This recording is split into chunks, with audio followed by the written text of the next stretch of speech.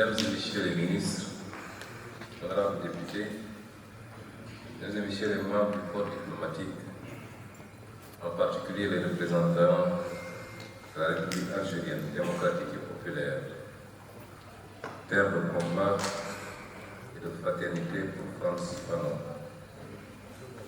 Monsieur le directeur général du Musée des civilisations noires,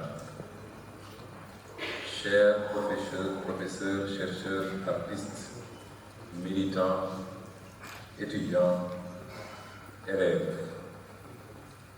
chers invités venus d'Afrique, des Caraïbes, du Maghreb, d'Europe, d'Amérique du Nord et du reste du monde, au nom de son Excellence, Monsieur le Président de la République, Bassirou Diomaye Diakhar Faye, je vous souhaite la bienvenue au Sénégal, terre africaine de dialogue, de dignité et de résistance. Dal leen ak jàmm, bienvenue en paix, en vérité et en mission. Il y a 100 ans, en 1925, naissait à Fort-de-France un enfant auquel nul n'aurait pu prédire un destin si singulier. Frantz Fanon n'a vécu que 36 années, et 36 années d'une intensité telle que le monde n'a pas encore fini d'en recevoir la secousse. Aujourd'hui, sa pensée demeure intacte, brûlante, indispensable. Non parce qu'elle aurait échappé au temps, mais parce que notre siècle n'a pas encore guéri des blessures qu'il avait surnommées. Non pas parce qu'elle serait figée hors du temps, mais parce que notre monde, lui, n'a pas encore trouvé le remède qu'il appelait. Fanon est ce médecin des âmes, attentif aux blessures intimes, comme aux fractures collectives.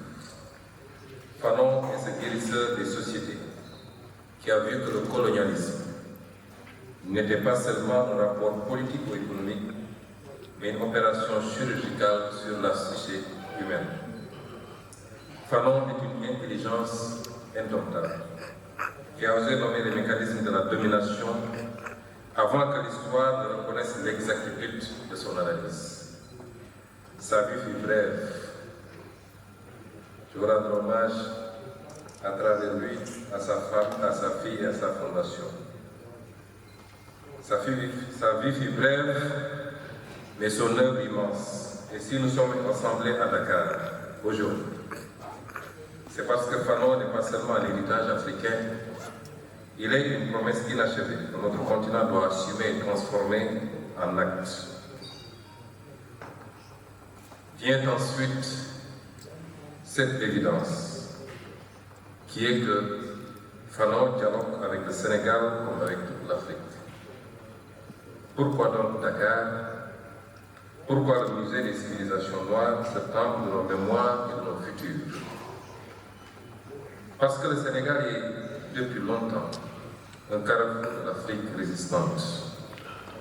Un carrefour où se croisent les voies du Sahel, les vents de l'Atlantique, les héritages du monde noir et les aspirations de tout un continent. Parce que cette capitale ne dort jamais. Elle pense, elle débat, elle contredit, elle invente et réinvente.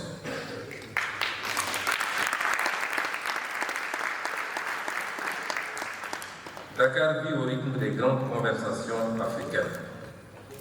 Celles qui bousculent, celles qui libèrent, celles qui ouvrent des horizons que l'on croyait impossibles. Parce qu'après avoir accueilli les festivals mondiaux des arts nègres, après avoir fait vibrer le monde autour de la négritude et des humanités noires, Dakar offre à nous son hospitalité aux consciences insurgées, aux imaginaires politiques, aux luttes de dignité. Elle redevient ce qu'elle n'a jamais cessé d'être en fait, un laboratoire, un carrefour, une vigie. Un lieu où l'Afrique se regarde dans le miroir de son histoire et où se rêver autrement. Et puis Dakar, ce n'est pas seulement un espace géographique, c'est une mémoire, celle de Cheikh Anta Diop, qui restitue à l'Afrique la grandeur de sa civilisation. celle d'Alioune Diop et de Présence africaine, qui offrirent au monde une scène pour nos voix longtemps étouffées. Celle de Senghor, Césaire, Damas, mais aussi celle de la jeunesse contemporaine qui, dans les rues de cette ville, continue de réclamer justice, dignité et souveraineté.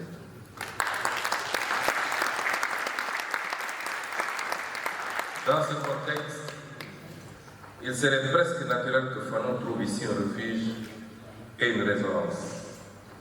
Fanon a dialogué avec Senghor, avec Césaire, parfois pour critiquer, souvent pour éclairer. Il a interrogé la négritude non pas pour la renier, mais pour la pousser, la négritude, vers son point d'incandescence qu'est l'action. Il a vu dans la poésie un ferment d'insurrection, dans la culture un outil de lutte, dans la dignité une arme politique. Fanon fut martiniqué par l'essence, français par contingence administrative, africain par lucidité, algérien par engagement.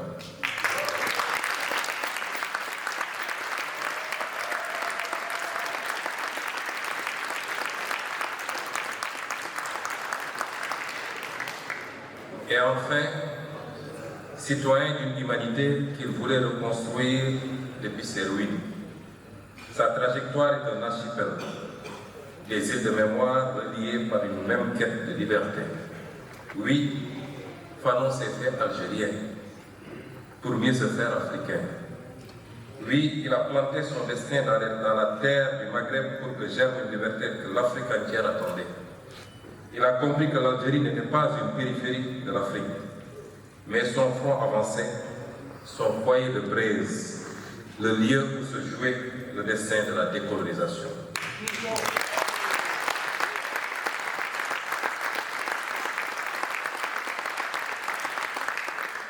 Et si nous sommes ici, au Musée des civilisations noires, c'est parce que cet espace incarne ce que Fanon espérait. Une Afrique capable de lire son histoire, de nommer ses blessures, mais aussi de les guérir, d'inventer son avenir sans permission, sans tutelle, sans hésitation. C'est à travers trois visages essentiels que se déploie l'héritage de Fanon. Et c'est vers eux que nous allons maintenant nous tourner. Le colloque qui s'ouvre explore trois dimensions essentielles de cet homme pluriel. Entrons d'abord dans l'œuvre de Fanon par sa première vocation, celle du psychiatre qui, par le soin, ouvre la voie de la désaliénation. Avant d'être l'auteur incandescent des damnés de la terre, Fanon fut d'abord un médecin debout, un médecin lucide, un médecin indocile. À Blida-Joinville, il n'a pas seulement soigné des corps, il a affronté des abîmes.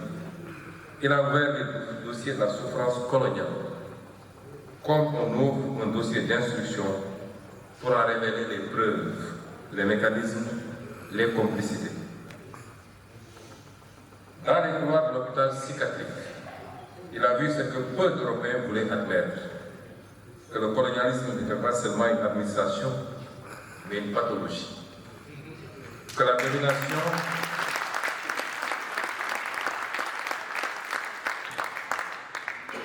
domination n'était pas seulement un système, mais un traumatisme.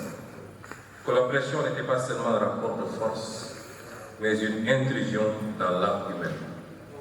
Il a regardé dans les yeux les ravages du racisme, ces blessures qui ne saignent pas, mais qui condamnent. Il a entendu les cauchemars du colonisé. C'est lui où l'on se débat contre une voix qui répète « Tu ne seras jamais ton propre maître ». Il a observé aussi les fractures du colonisateur lui-même, prisonnier de son besoin de domination, intoxiqué par le sentiment de supériorité qu'il se raconte, incapable de vivre hors de la violence qu'il administre. Fanon l'a compris très tôt. Le colonialisme est une pathologie à double entrée. Elle aliène celui qui subit, elle défigure celui qui domine. C'est pourquoi, pour Fanon, la libération n'est pas un événement politique, c'est un processus thérapeutique. C'est un travail de désintoxication mentale.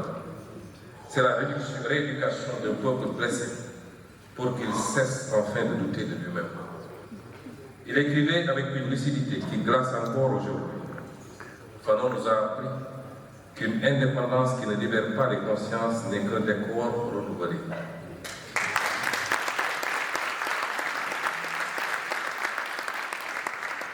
Tant que les structures mentales héritées du colonialisme demeurent, la souveraineté reste inachevée. Et regardons-nous en face, cela n'a jamais été aussi vrai.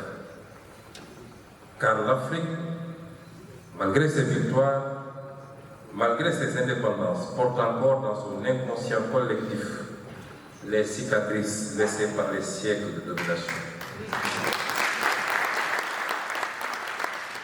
La peur de désobéir, la tentation de chercher la validation extérieure, la croyance que le savoir légitime est toujours celui qui vient d'ailleurs, comme disait Cheikh Anta Diop, la difficulté à rompre avec des institutions et des modèles qui ne furent jamais conçus pour notre dignité. Aujourd'hui encore, nous voyons combien la santé mentale, les traumatismes collectifs, les blessures invisibles du colonialisme et du néocolonialisme continuent de structurer nos destins. On parle souvent d'infrastructures sanitaires, d'hôpitaux, de plateaux techniques, et c'est indispensable, c'est vrai. Mais Fanon nous rappelle une vérité profonde. Un peuple n'avance pas uniquement avec des médicaments, il avance avec une âme guérie. Nous avons hérité de systèmes éducatifs qui dévalorisent nos langues.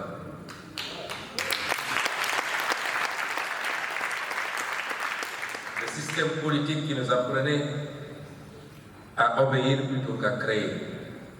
Le système économique qui nous conditionnait à dépendre plutôt qu'à produire. Le système symbolique qui nous invitait à admirer ce que nous ne sommes pas. C'est pourquoi l'Afrique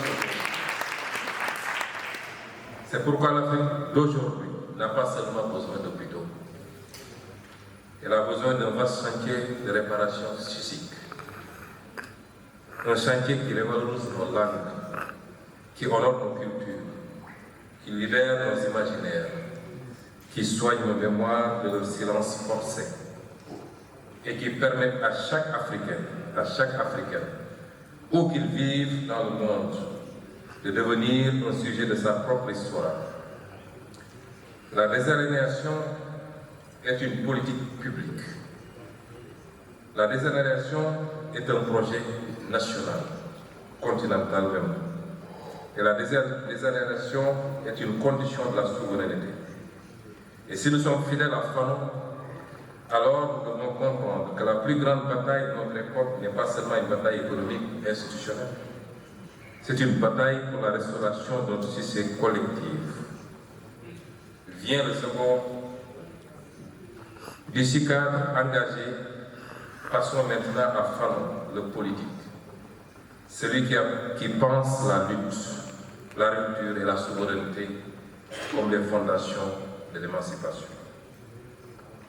Il a vu, lucide et amer, ce que beaucoup refusaient de voir et d'admettre, que la fin des empires européens n'allait pas automatiquement ouvrir le règne des peuples africains. Que l'aube des indépendances pouvait être confisquée par ceux-là même qui se présentaient comme ses architectes. Il a vu la bourgeoisie nationale, cette élite formée dans les écoles coloniales, nourrie au réflexe du maître, devenir gestionnaire de l'ordre qu'elle prétendait combattre. Il l'a vu signer des accords léonins, reconduire les structures administratives héritées, s'installer dans les résidences du colon en changeant seulement les drapeaux.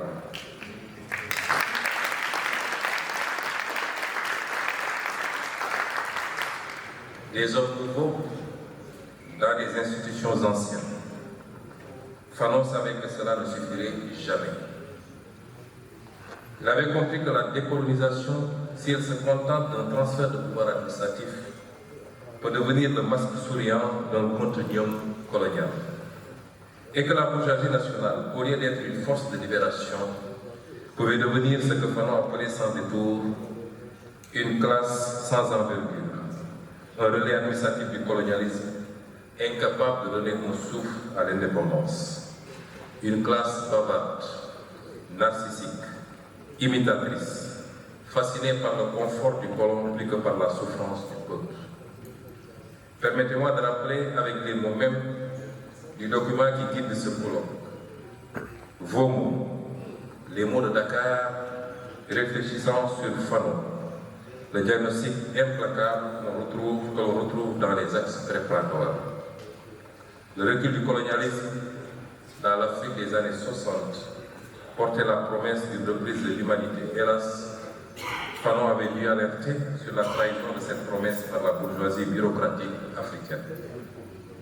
Cette phrase n'est pas une simple observation historique, c'est une alarme que Fanon avait fait retentir et qui continue de résonner aujourd'hui dans les rues de Dakar comme dans toutes les rues des villes africaines.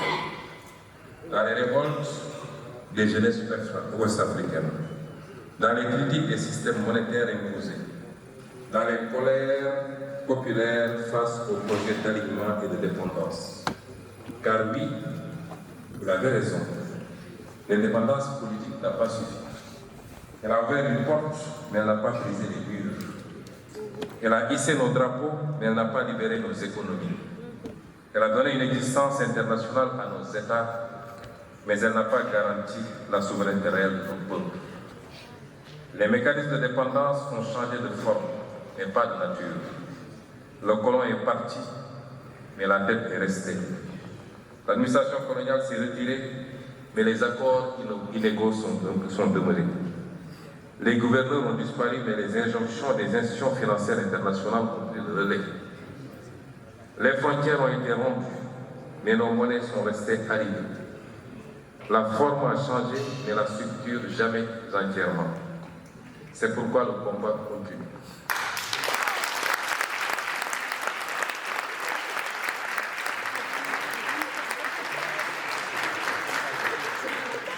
Un combat politique, un combat intellectuel, mais surtout un combat moral. Celui de refuser que la liberté africaine soit concessionnée, que la souveraineté soit conditionnée, que la dignité soit marchandée. Et si Fanon nous parle encore avec une telle force, c'est parce qu'il nous a prévenus avant l'heure que la véritable trahison de l'indépendance ne viendrait pas seulement de l'extérieur, mais aussi de l'intérieur. Des élites qui renoncent, des dirigeants qui négocient au rabais, des États qui préfèrent reconduire le système plutôt que l'affronter. Aujourd'hui, alors que l'Afrique vit une nouvelle onde de révolte souverainiste, alors que des jeunesses entières refusent de reproduire les mêmes illusions, alors que des gouvernements, dont le nôtre, assument leurs responsabilités historiques, remettent en cause les dogmes hérités du passé, le message de Fanon retrouve une clarté foudroyante. Oui, il avait raison. Et aujourd'hui, nous n'avons pas le droit de détourner les yeux. Nous n'avons pas le droit d'être les nouveaux comptables de cette liberté sous tutelle. Nous n'avons pas le droit d'être les héritiers complaisants de cette trahison inaugurale. L'Afrique ne demande plus l'indépendance. Elle exige la souveraineté.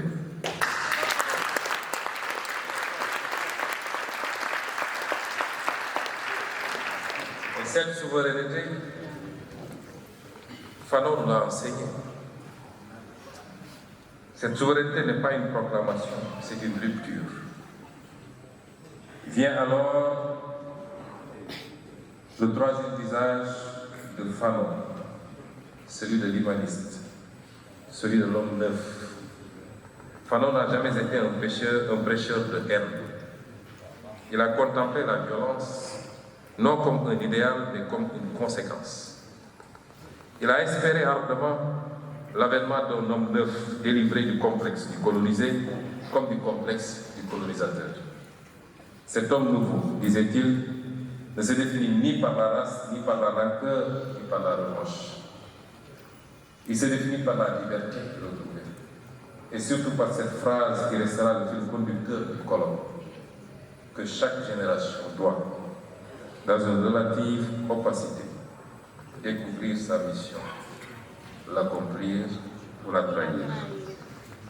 Je le répète, ici pour la jeunesse africaine, vous êtes cette génération qui ne craint plus de regarder le monde en face et de lui répondre par ses propres mots, ses propres outils, ses propres rêves. À ce stade, une question cruciale se pose. Que faire de Fanon en 2025? Et quel appel à l'action cela adresse à nos sociétés? Il n'y a pas de pire trahison que de transformer Fanon en statue. Un Fanon figé, un Fanon de musée, un Fanon inoffensif. Non, Fanon n'est pas un monument, il est un mandat. Et ce mandat nous oblige. Les axes du colloque le disent clairement. Il nous faut d'abord aborder la lutte pour la dignité. Ce front où se défait l'aliénation et où s'inventent les alternatives décolonisées. Les alternatives décoloniales. Il faut repenser nos langues, nos savoirs, nos imaginaires. Rompre avec la dépendance culturelle et symbolique.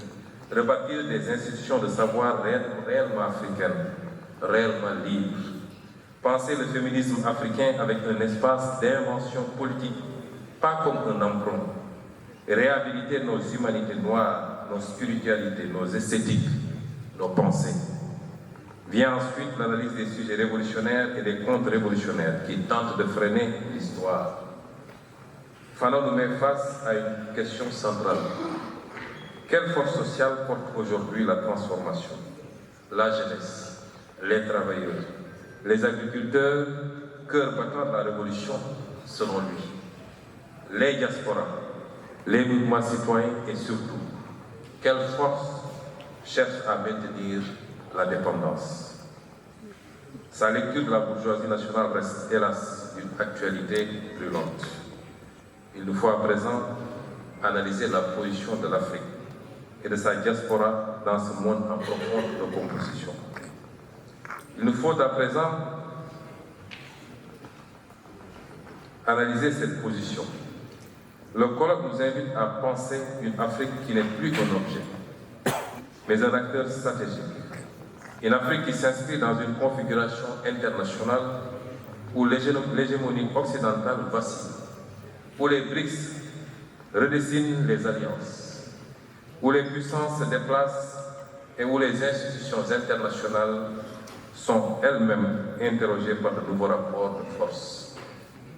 Mais cette réflexion serait incomplète si nous oublions la diaspora africaine, cette sixième région de l'Union africaine.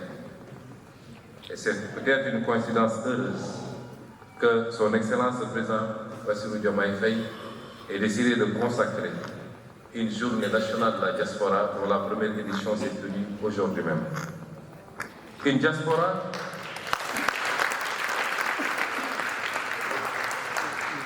qui n'est pas seulement une mémoire ou une communauté affective, c'est une force économique, culturelle et politique. Aujourd'hui, les transferts financiers de la diaspora dépassent largement l'aide publique au développement. Dans plusieurs pays africains, ils irriguent des millions de foyers, financent des projets, soutiennent l'entrepreneuriat local, stabilisent des économies fragiles. Dans les villes du monde entier, Paris, New York, Johannesburg, Abidjan, Londres et j'en passe, les jeunesses afrodescendantes portent une parole politique nouvelle.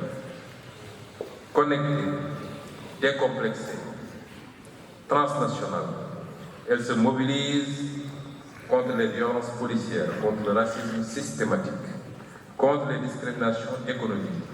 Elles produisent des savoirs, des esthétiques, des formes politiques qui influencent les luttes sur le continent. Avant-hier, j'ai eu l'honneur de dîner avec Madame la vice-présidente de la Colombie, première personne afrodescendante à atteindre ce niveau de responsabilité. Et dans nos échanges,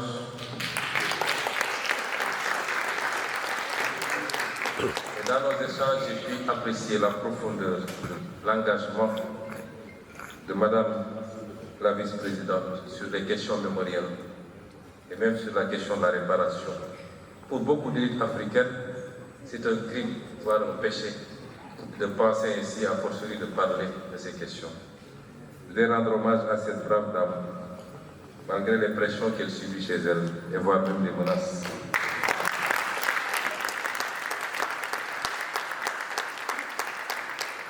La diaspora, c'est aussi un espace stratégique des ingénieurs, des chercheurs, des artistes, des médecins, des entrepreneurs qui constituent un capital intellectuel majeur.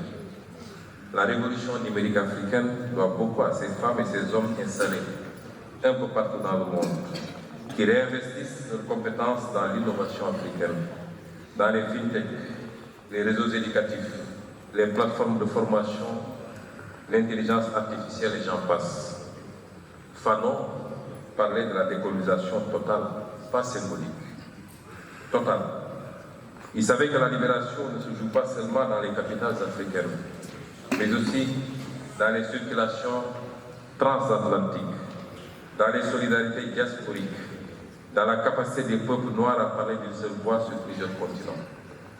Il me revient d'en penser les contours monétaires, institutionnels, culturels, stratégiques.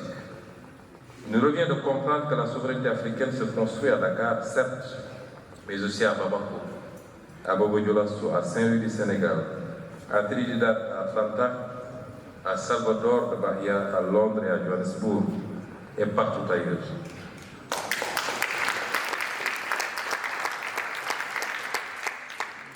Elle se construit par les États, mais aussi par les diasporas, par les politiques publiques, mais aussi par les imaginaires, par les sciences, la culture, la mémoire et les luttes. Dans un monde en recomposition, la diaspora n'est pas un appendice, elle est une avant-garde. Vient ensuite un front majeur de notre émancipation, celui de l'économie de la dignité. Aucune dignité n'est possible sans souveraineté économique. Et aucune souveraineté économique n'est possible sans souveraineté monétaire.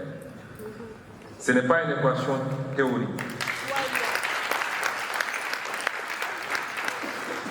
Ce n'est pas une équation théorique. C'est la condition matérielle de l'émancipation que Fanon appelait déjà de ses voeux. Le franc CFA fut un instrument de stabilité, dit-on, mais surtout un instrument de contrôle, un outil conçu pour prolonger sous un vernis de coopération les réflexes de tutelle et de dépendance. Il a structuré nos politiques publiques, contraint nos stratégies, corseté nos ambitions, limité nos marges de manœuvre et, plus profondément encore, il a façonné nos imaginaires économiques. Il a installé l'idée qu'une monnaie africaine autonome serait un risque, un pari, voire même un luxe. Une monnaie servile ne produit qu'une mentalité servile.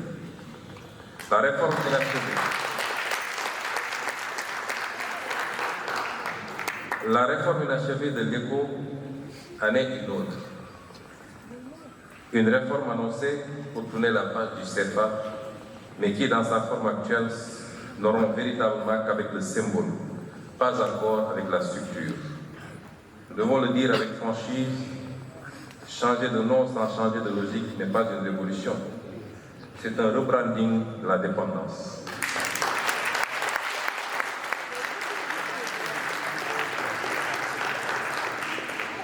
La bataille pour la monnaie africaine reste un front majeur. Un front politique, certes, mais aussi un front culturel et psychologique. Car une monnaie, ce n'est pas seulement du papier ou du code numérique. C'est la matérialisation du pouvoir d'un peuple, la traduction concrète de sa capacité à décider pour lui-même. La preuve qu'il accepte de compter sur ses forces, ses ressources, ses institutions, et non sur la protection paternaliste ou les arbitrages lointains de notre centre. Pour Fanon, La domination n'était jamais purement militaire et administrative. Elle pénétrait les structures mentales, les habitudes de pensée, les réflexes de soumission intériorisés. La question monétaire en Afrique est précisément cela, particulièrement en Afrique de l'Ouest et en Afrique centrale. Bref, en Afrique francophone. Un champ où se joue encore la lutte entre dépendance et désaliénation. Nous savons que le combat est complexe. Nous savons qu'il ne s'agit pas de claquer les doigts pour inventer une monnaie parfaite. Mais nous savons aussi que la prudence excessive, l'attentisme ou la peur des représailles des marchés sont souvent les autres noms de la résignation.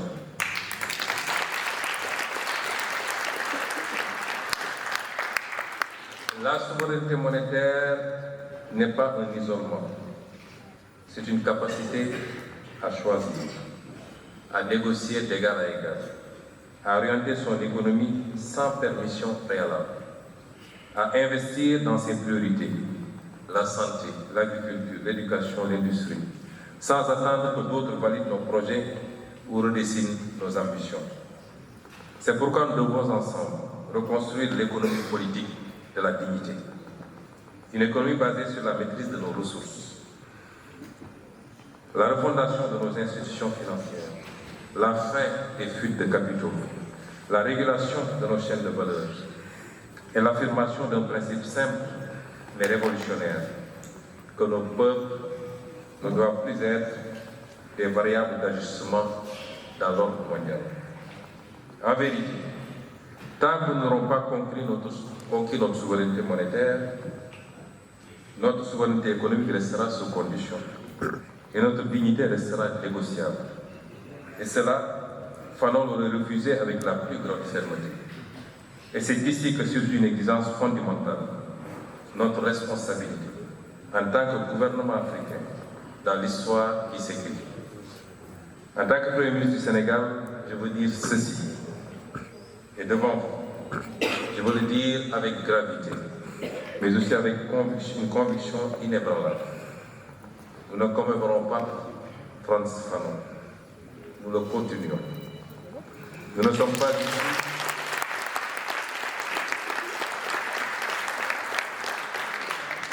Nous ne sommes pas ici pour déposer des fleurs sur une mémoire figée. Nous sommes ici pour reprendre le flambeau, pour avancer là où il a dû s'arrêter, pour transformer un héritage en action, pour transformer une pensée en politique publique, pour transformer une indignation en institution. Lorsque nous avons refusé les pratiques politiques du passé, les arrangements obscurs, les manipulations institutionnelles, les calculs de cours qui prenaient le pas sur le bien commun, nous avons posé un premier acte fanonnier, celui de dire non enfin à ce qui défigure l'État et trahit le peuple.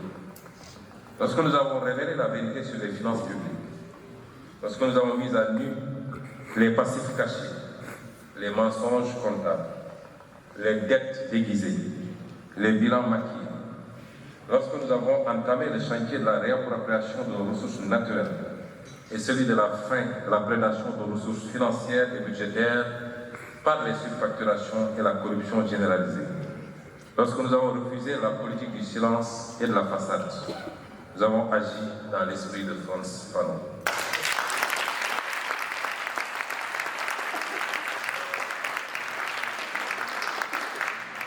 Fanon qui disait que la domination commence toujours par la dissimulation et que la liberté commence toujours par la vérité.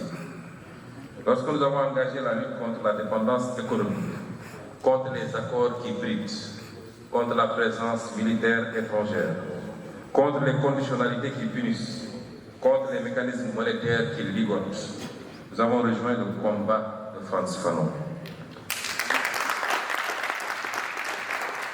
Lui qui affirmait que l'indépendance sans maîtrise de son économie n'est qu'un drapeau sans souveraineté. Lorsque nous avons défendu sans trembler la souveraineté de notre pays face aux pressions extérieures, face aux injonctions, face aux chantages voilés ou explicites, lorsque nous avons affirmé que le Sénégal ne serait pas gouverné depuis l'extérieur, qu'il ne serait pas manœuvré par la peur des marchés, ni intimidés par les admonestations d'institutions qui ont trop souvent pris l'Afrique pour un laboratoire. Alors nous avons fait plus qu'un geste politique. Nous avons restauré notre dignité nationale.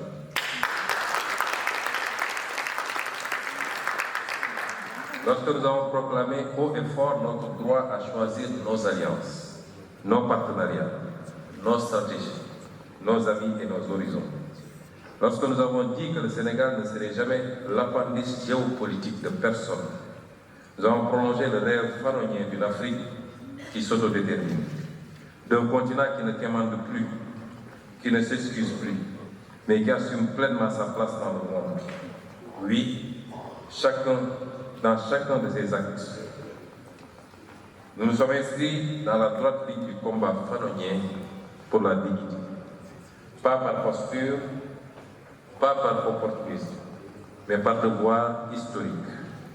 Fanon nous a appris à reconnaître ces élites qui se servent de l'État plutôt que de le servir. Celles qui transforment la fonction publique en rente. Celles qui s'inclinent devant l'étranger mais se redressent face à quoi le peuple. Celles qui parlent beaucoup et agissent peu. Fanon nous rappeler une exigence simple. Se méfier des gestionnaires de la dépendance et appeler des femmes et des hommes capables de rupture, d'intégrité et de courage. La sobriété dans l'exercice du pouvoir, la transparence dans la conduite des affaires publiques et la cohérence entre les paroles et les actes.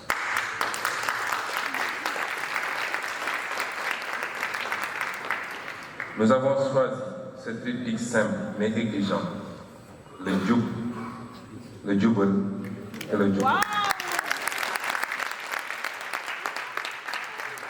Qui signifie droit, droiture et redressement.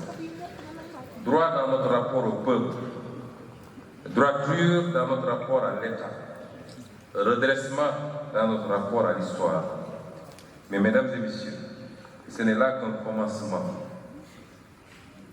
Car la souveraineté n'est jamais un acquis.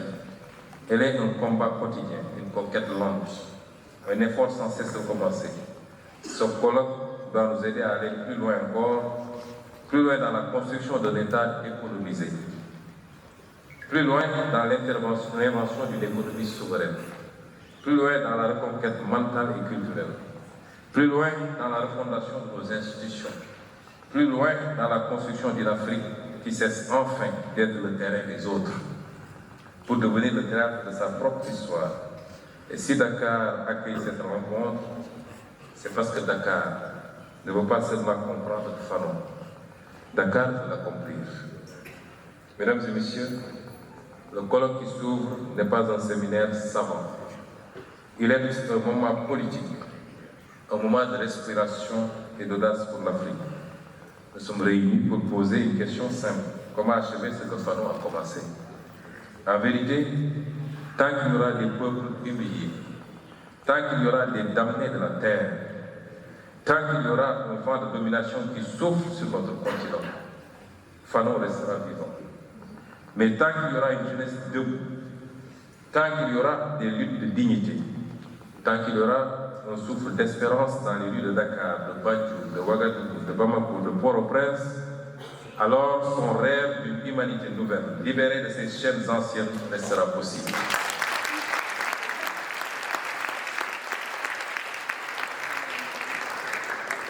C'est avec cette conviction, cette espérance, cette exigence que je déclare officiellement ouvert le colloque international du Centre